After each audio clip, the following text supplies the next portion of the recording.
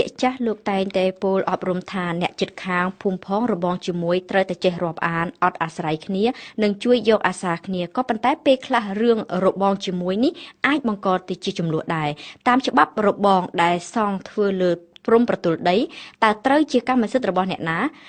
ជាអ្នកទទួលបន្ទុកសាងសង់ថែទាំនិងជួសជុលវាបើឌីណាអ្នកសុមិញច្បាប់បានកំណត់ជាគោលការណ៍សន្មតថារបងនៅត្រង់ព្រំប្រទល់ដីវាគឺជាកម្មសិទ្ធិរួមរបស់ម្ចាស់ដីទាំងសងខាងដែលតាមភាសាច្បាប់គេហៅថាជារបងអត្តសិទ្ធិហើយក្នុងករណីហ្នឹងម្ចាស់ដីទាំងសងខាងគឺជាអ្នកត្រូវទទួលបន្ទុកស្មើគ្នាដើម្បីចំណាយក្នុងការសាងសង់ក្នុងការជួសជុលនិងថែទាំរបងនឹងរួមគ្នាហើយអាចប្រើប្រាស់ចាត់ចែងរួមគ្នាក៏ប៉ុន្តែបើសិនជាម្ចាស់ដីម្ខាងគាត់មិនចង់រ៉ាប់រងការចំណាយនឹងទេគាត់អាចធ្វើបានក៏ប៉ុន្តែគាត់ត្រូវបោះបង់អត្តសិទ្ធិរបស់ខ្លួនមានន័យថាម្ចាស់ដីម្ខាងទៀតដែលជាអ្នកទទួលបន្ទុករ៉ាប់រងតែម្នាក់ឯងចំណាយលើការសាងសង់ជួសជុលនិងថែទាំរបងហ្នឹងគាត់គឺជាម្ចាស់កម្មសិទ្ធិដែលផ្ដាច់មកលើរបងហ្នឹងហើយគាត់អាចប្រើប្រាស់គាត់អាចកែប្រែឬក៏រុះរើរបងហ្នឹងបានដោយមិនចាំបាច់មានការឯកភាពពីម្ចាស់ដីម្ខាងទៀតទេចាក៏ប៉ុន្តែនៅក្នុងករណីហ្នឹងតើម្ចាស់ដីម្ខាងអាចជំទាស់មិនអោយម្ចាស់ដីម្ខាងទៀតនោះសង់របងនៅលើព្រំដីបានដែរឬទេបាទបើសិនជារបងហ្នឹងសង់មកនៅត្រឹមតែពីលើព្រំប្រទល់ដីហើយមិនសង់លយចូលមកក្នុងដីរបស់គាត់ទេអ្នកចិត្តខាងហ្នឹងមិនអាចជំទាស់នឹងការសាងសង់នឹងបានទេមិនត្រឹមតែប៉ុណ្ណឹងទេបើសិនជានៅក្នុងការសាងសង់ការថែទាំឬក៏ការជួសជុលរបងហ្នឹងម្ចាស់របងក៏ត្រូវការឆ្លងចូលទៅដីម្ខាងទៀតដើម្បីធ្វើការងារទាំងអស់ហ្នឹងក្នុងក្រមរដ្ឋប្រវេណីត្រង់មាត្រា143បានចែងផ្ដល់សិទ្ធិឲ្យគាត់អាចទាមទារប្រើដីអ្នកជិតខាងរបស់គាត់នឹងបាននៅក្នុងទំហំមួយដែលចាំបាច់គ្រាន់តែថាបើសិនជានៅក្នុងការធ្វើការងារទាំងអស់ហ្នឹងវានាំឲ្យមានការខូចខាតអ្វីមួយដូចជាបាក់ដីខូងដីបាក់ដើមឈើឬក៏ខូចខាតដំណាំរបស់ម្ចាស់ដីជិតខាងម្ចាស់របងគាត់ត្រូវសងសំណងខូចខាតទៅម្ចាស់ដីជិតខាងហ្នឹងចុះក្នុងករណីដែលរបងសង់រួចរាល់អស់ហើយតើម្ចាស់ដីជិតខាងដែលមិនបានសហការសង់អាចទាមទារដាក់របងនេះជាកម្មសិទ្ធិរួមវិញបានដែរឬទេបាទមិនបានទេត្រង់កន្លែងហ្នឹងក្រមរដ្ឋប្រវេណីមានរបស់ថ្មីហ្នឹងដែលក្នុងមាត្រា225បានកំណត់ថាម្ចាស់អចលនវត្ថុនៅជាប់នឹងរបងដែលមិនមែនជាវត្ថុអត្តសិទ្ធិគឺគាត់មិនអាចទាមទារឲ្យដាក់របងនោះទៅជាវត្ថុអត្តសិទ្ធិបានទេមិនន័យថាមិនអាចដាក់វាទៅជាកម្មសិទ្ធិរួមវិញបានទេវាខុសពីករណីជាជញ្ជាំងបើសិនវាជាជញ្ជាំងគឺគេអាចទាមទារដាក់ជាវត្ថុអត្តសិទ្ធិបានឧទាហរណ៍ដូចជាក្នុងករណីជញ្ជាំងផ្ទះល្វែង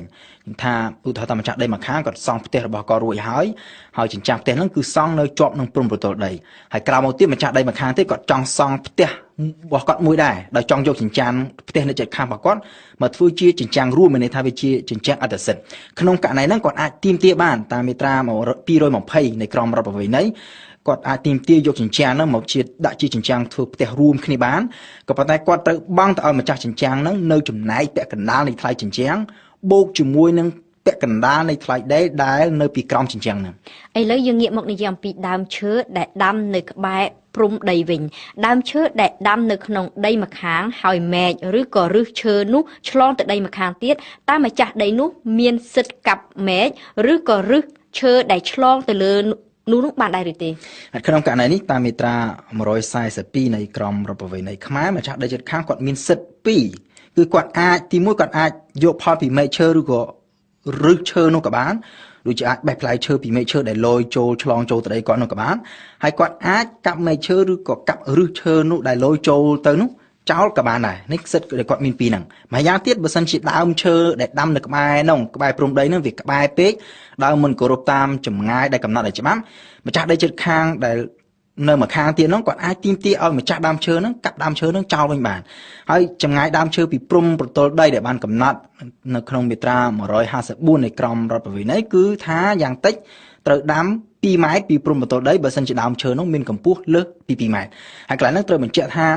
ឲ្យតែដើមឈើនោះកម្ពស់លើសពី2ម៉ែត្រទៅហើយដាំតិចជាង2ម៉ែត្រពីព្រំប្រទល់ដីមានន័យថាតិចជាងចម្ងាយដែលកំណត់ដោយច្បាប់ទោះបីជាដាំទៅដើមឈើនោះមិនមានមែកឈើឬក៏ឫសឈើលយចូលទៅដីអ្នកជិតខាងក៏ដោយក៏ម្ចាស់ដីជិតខាងហ្នឹងអាចទាមទារឲ្យម្ចាស់ដើមឈើហ្នឹងកាប់ដើមឈើហ្នឹងចោលវិញបានដែរចាចោះចំពោះម្ចាស់ដីដែលចង់ដាំដើមឈើនៅពីលើព្រំប្រទល់ដីដើម្បីធ្វើជារបងតែម្ដងតើគេអាចធ្វើទៅបានដែរឬទេបាទក្នុងករណីហ្នឹងគាត់អាចធ្វើបានឲ្យតែដើមឈើនោះមានកម្ពស់មិនលើសពី2ម៉ែត្រពីព្រោះគេច្បាប់កំណត់ពីចម្ងាយអតិបរមាតែចំពោះដើមឈើដែលមានកម្ពស់លើសពី2ម៉ែត្រទេបើសិនជាតិចជាង2ម៉ែត្រគឺគាត់អាចដាំ ចម្ងាយតិចជាង2ម៉ែត្រឬក៏ដាំនៅចំពីលើព្រំបលទល់ហ្នឹងតែម្ដងឬមួយក៏សិនក្នុងករណីដែលដើមឈើនឹងមានកម្ពស់លើសពី2ម៉ែត្រក៏ប៉ុន្តែម្ចាស់ដីទាំងសងខាងគាត់សុកចិត្តសុកកាយព្រមព្រៀងគ្នាថាឲ្យដាំធ្វើជារបងគឺគាត់អាចដាំបានទោះបីជាលើសកម្ពស់លើសពី2ម៉ែត្រក៏ដោយឲ្យតែសុកចិត្តព្រមព្រៀងគ្នាត្រង់កន្លែងហ្នឹងបញ្ជាក់ថាតាំងពីដើមអ្វីដែលយើងនិយាយគ្នាតាំងពីដើមមកហ្នឹងគឺវាស្ថិតនៅក្នុងក្របខ័ណ្ឌច្បាប់រដ្ឋប្រវេណីមិនមែនជាច្បាប់ព្រំប្រទានទេហើយគោលដៅនៃច្បាប់រដ្ឋប្រវេណីមិនមែនដើម្បីចែងជាបំរាមដាច់ខាតទេគឺចែងដើម្បីបង្ការនិងដោះស្រាយវិវាទបើសិនជាអត់មានវិវាទទេម្ចាស់ដីទាំងពីរទាំងសងខាងរស់នៅសុខស្រួលជាមួយគ្នាធ្វើអ្វីដែលមានការព្រមព្រៀងគ្នាអត់មានអ្នកណាមកចាប់បង្ខំថាត្រូវតែធ្វើតាមអ្វីដែលមានចែងនៅក្នុងរដ្ឋប្រវេណីដែរគឺគាត់អាចធ្វើទៅតាមការព្រមព្រៀងគ្នាបានគ្រាន់តែថានៅពេលណាកាលណាមានវិបត្តិនឹងមានវិវាទនឹងគ្នាมันអាចស្រោះស្រួលគ្នាទេគឺប្រកាសជាគេត្រូវយកច្បាប់រដ្ឋប្រវេណីនេះមកធ្វើជាគោលក្នុងការដោះស្រាយហើយចាឥឡូវយើងងាកមកនិយាយអំពីករណីដីបិទជិតអត់មានច្រកចេញចូលទៅផ្លូវសាធារណៈតើម្ចាស់ដីបិទជិតមានសិទ្ធិទាមទារឲ្យម្ចាស់ដីដែលនៅជុំវិញបើកច្រកចេញចូលទៅផ្លូវសាធារណៈដែរឬទេអាសឹងមិញដីបិទជិតបើទោះបីជាថាដីនោះជាដីភូមិសម្រាប់រស់នៅក៏ដោយជាដីសម្រាប់ប្រកបរបរកសិកម្មឬក៏ឧស្សាហកម្មក៏ដោយបើសិនជាមិនមានច្រកចេញចូលទៅផ្លូវសាធារណៈទេឬក៏មានដែរក៏ប៉ុន្តែច្រកចេញចូលនៅវាទូចង្អៀតពេកឬក៏វាមានឧបសគ្គដែលมันអាចចេញចូលដើម្បីប្រើប្រាស់ដីនោះសម្រាប់រស់នៅឬក៏សម្រាប់ប្រកបរបរកសិកម្មឧស្សាហកម្មបានទេម្ចាស់ដីដែលបិទជិតនោះគាត់មានសិទ្ធិទាមទារឲ្យបើកច្រកចេញចូលឆ្លងកាត់ដីជិតខាងនឹងបានក៏ប៉ុន្តែគាត់ត្រូវបង់ប្រាក់សំណងទៅតាមការខូចខាតដោយសារការឆ្លងកាត់នឹងត្រង់កន្លែងនេះគឺមានចែងនៅក្នុងមាត្រា144នៃក្រមរដ្ឋប្រវេណីហើយការបើកច្រកចេញចូលនោះគឺត្រូវគោរពតាមគោលការណ៍2ទី1គឺថាត្រូវបើកទៅតាមទិសណាដែលមានចម្ងាយជិតបំផុតពីដីបិទជិតទៅផ្លូវសាធារណៈមិនមែនចិត្តថាចង់ទៅតាមផ្លូវណាក៏បានទេហើយគោលការណ៍ទី2គឺច្រកចេញចូលហ្នឹងត្រូវធ្វើនៅកន្លែងណាដែលបង្កការខូចខាតតិចបំផុតដល់ម្ចាស់ដីជិតខាងដែលត្រូវឆ្លងកាត់មានន័យថានៅពេលដែលរៀបចំបើកច្រកផ្លូវចេញចូលគេត្រូវមើលទី1ថាតើបើកទៅទិសខាងណាដែលមើលទៅវាមានចម្ងាយជិតជាងគេពីផ្លូវសាធារណៈក៏ប៉ុន្តែបើសិនជាមើលទៅតាមផ្លូវដែលជិតហ្នឹងវាមានបង្កឲ្យមានការខូចខាតច្រើនដល់ម្ចាស់ដីដែលត្រូវឆ្លងកាត់អញ្ចឹងគេត្រូវរកច្រកណាមួយផ្សេងទៀតដែលអាចមានចម្ងាយឆ្ងាយជាងមិនក៏ប៉ុន្តែវាបង្កការខូចខាតតិចតួចទៅដល់ម្ចាស់ដីដែលត្រូវឆ្លងកាត់ចោះចំពោះដីលើនិងដីក្រោមវិញម្ដងតើម្ចាស់ដីលើមានសិទ្ធិធ្វើទំនប់ទប់ទឹកមិនឲ្យហូរទៅដីក្រោមបានដែរឬយ៉ាងណាម្ចាស់ដីដែលនៅជាប់នឹងផ្លូវទឹកហូរដែលនៅដីលើគឺគាត់មិនអាចធ្វើទំនប់ទឹកដើម្បីទុកទឹកនឹងប្រើតែឯងមិនឲ្យអ្នកខាងក្រោមប្រើបានទេគឺគាត់មានករណីទុកទឹកនឹងឲ្យហូរទៅដីអ្នកជិតខាងនៅខាងក្រោមទៅតាមតម្រូវការ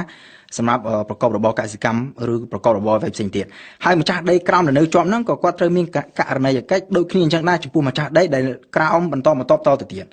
ករណីមួយទៀតគឺក្នុងករណីរឿងដីលើដីក្រោមនោះឧទាហរណ៍ថានៅខាងលើវាមានប្រភពទឹកមួយដែលជាប្រភពទឹកពីធម្មជាតិឧទាហរណ៍ថាជាបឹងធម្មជាតិមួយចឹងហើយម្ចាស់ដីនៅខាងក្រោមគាត់ត្រូវការទឹកដើម្បីធ្វើស្រែឬក៏ធ្វើចម្ការក៏ប៉ុន្តែអត់មានបន្លាយឬផ្លូវទឹកណាមួយនាំទឹកពីបឹងហ្នឹងមកដីគាត់ទេហើយនៅពីលើដីគាត់ហ្នឹងចន្លោះពីដីគាត់នឹងបឹងគឺសុទ្ធតែជាដីរបស់ម្ចាស់ផ្សេងក្នុងករណីហ្នឹងម្ចាស់ដីក្រោមហ្នឹងគាត់អាចទាមទារសុំធ្វើបន្លាយឬក៏ធ្វើផ្លូវទឹកផ្សេងទៀតឆ្លងកាត់ដីខាងលើហ្នឹងបានដើម្បីយកទឹកពីបឹងមកប្រើប្រាស់គ្រាន់តែថាគាត់ត្រូវបង់ប្រាក់សំណងខូចខាតដល់ម្ចាស់ដីលើដែលផ្លូវទឹកហ្នឹងត្រូវឆ្លងកាត់ចុងក្រោយមួយទៀតខ្ញុំចង់និយាយបន្ទោពេលនេះយើងនិយាយតែពីរឿងករណីកិច្ចរបស់ម្ចាស់ដីលើហើយនឹងពីម្ចាស់ករណីកិច្ចម្ចាស់ដីលើចំពោះម្ចាស់ដីក្រោមគឺនិយាយពីរឿងដីក្រោមត្រូវការទឹកដែលហូរកាត់តាមដីលើក៏ប៉ុន្តែបើយើងនិយាយពីករណីទឹកច្រើនហួសពីតម្រូវការវិញម្ដងតាមច្បាប់ម្ចាស់ដីក្រោមក៏ត្រូវមានករណីកិច្ចទទួលទឹកដែលហូរតាមធម្មជាតិពីដីលើមកដោយគាត់មិនអាចធ្វើទំនប់